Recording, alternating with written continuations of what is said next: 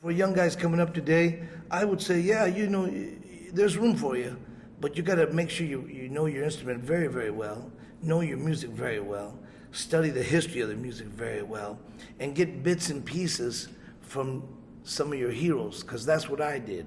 I got some of the Cal Jader style of music in my music.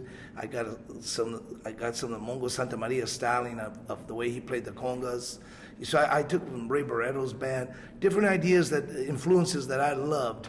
That's what I did, and you can do it, but you got to gather from different bits and pieces from different areas, and then try to come up with your own concept, your own sound, your own style, and you want to play from your soul and from your heart, and you want to know your instrument very well.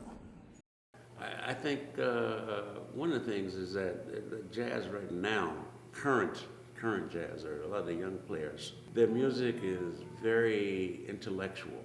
It appeals to the brain. I think it has to appeal to this as well, maybe even more so. At times it seems like there's kind of an emotional disconnect.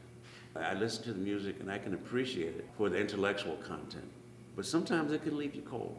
You say, wow, that's really hip, but I can't remember any of it. The solo.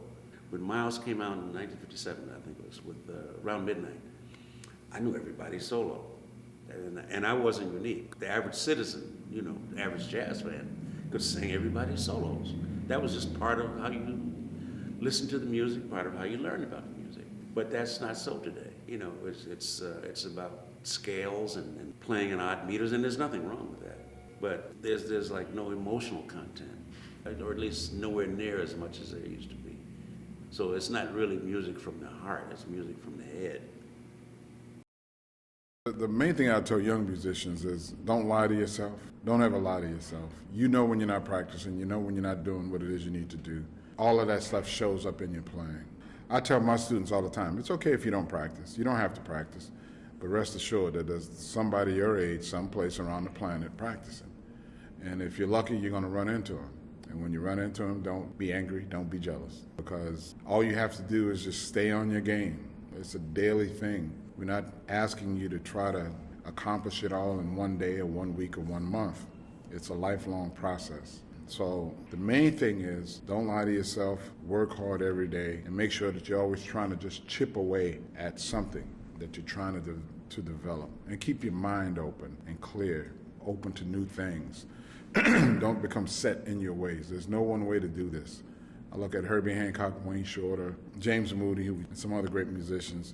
They were in their 70s and their 80s still talking about discovering new things and playing music. And that's the way that I've been living my life, and that's the way I'm going to continue to live my life. There's no end to this. It's a constant existence of exploration.